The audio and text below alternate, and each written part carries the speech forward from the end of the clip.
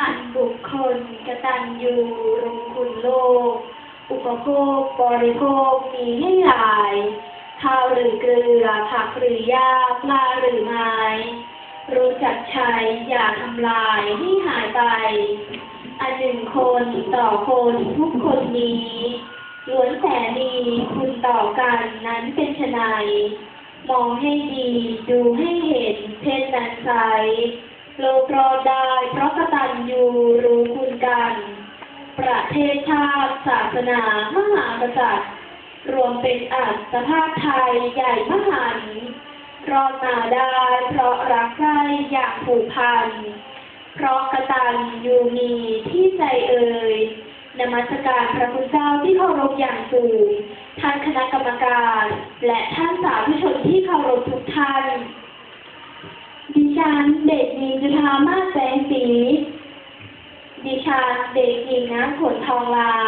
นักเรียนชั้นมัธยมศึกษาปีที่1โรงเรียนการกุศลวัดบูรพาอำเภอสว่างแดนดินจังหวัดสกลนครขอนำทุกท่านเข้าสู่การบรรยายธรรมในหัวข้อกตัญญูรู้คุณแผ่นดินเกิดท่านสาธุชนที่เคารพค่ะจากบทประพันธ์ของท่านหลวงพ่อพุทธทาสปราชญ์ของโลกในขั้นต้นได้เป็นเครื่องเตือนใจของคนไทยทั้งชาติในเรื่องความกตัญญูเพราะคนกตัญญูย่อมรู้คุณแผ่นดินเกิดส่วนคนอกตัญญูแม้จะยกแผ่นดินให้ทั้งแผ่นดินเขาย่อมไม่รู้คุณค่าหรือหาพอใจไม่คนตาบอดย่อมมองไม่เห็นโลกแม้ดวงอาทิตย์จะส่องสว่างอยู่ชั้นใด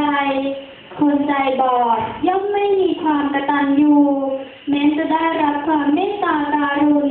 จากผู้มีอุปการะคุณฉันนั้นในอดีตที่ผ่านมาซึ่งเป็นเวลาไม่นานนักหากใครถึงเมืองไทยสิ่งแรกที่ผุดขึ้นในใจและเป็นที่นิยมชมชอบของคนในโลกมากที่สุดนั่นคือภาพเมืองไทย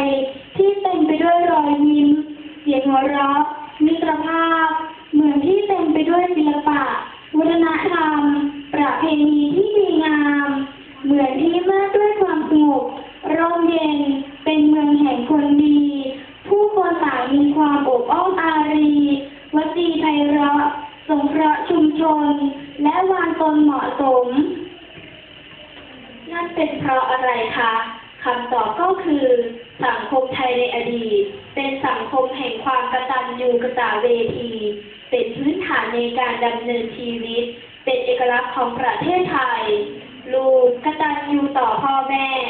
ศิษย์กตัญญูต่อครูบาอาจารย์ศาสนิกกตัญญูต่อพระศาสดาประชาชนกตัญญูต่อประเทศชาติศาสตร์กษัตริย์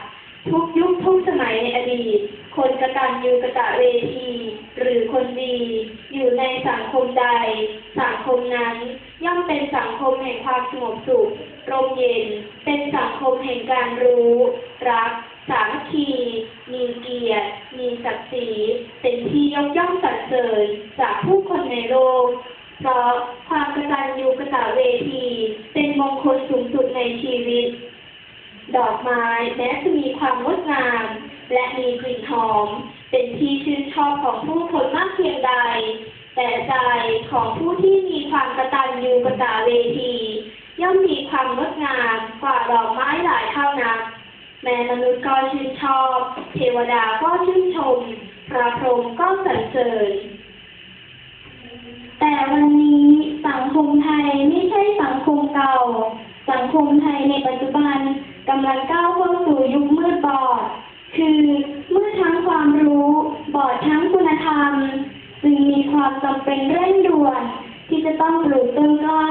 แห่งความกตัญญูในหมู่คนไทยอันได้แก่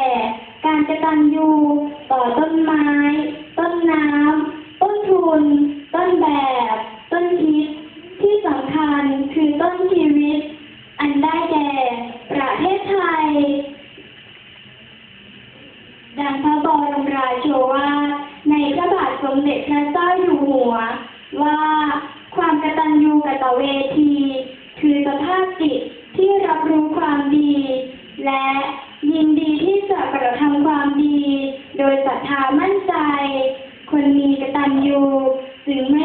การทำลายความดี และไม่ลบหลู่ผู้ที่ได้ทำความดีมาก่อน คนกตัญญูกตเวทีย่อมมีแต่ความเจริญ มั่นคง และรุ่งเรืองก้าวหน้ายิ่งขึ้น จึงอาจกล่าวได้ว่า ความกตัญญูกตเวทีเป็นคุณสมบัติอันสำคัญยิ่งสำหรับนักพัฒนาและผู้ปรารถนาความเจริญก้าวหน้าทุกคนสมดังพุทธภาษิตที่มาในอุทธกนิกายธรรมบทว่านิมิตตังสาธุรูปานังกตัญญูกตเวทิตาแปลว่า ความกตัญญูกตเวทีเป็นเครื่องหมายของคนดีอันผู้ใดได้อาศัยร่มไทรพฤกษ์ควรสำนึกคุณไว้อย่าได้ฉานอย่าหักการรานกินให้เสียการจะเป็นพานเสียเปล่าไม่ชอบทีอันคนดีมีสิทธิตรงดำรงมั่นอยู่ในอันดำรงไว้ซึ่งศักดิ์ศรีมีนิมิตเครื่องหมายของคนดีคือกตัญญูกตเว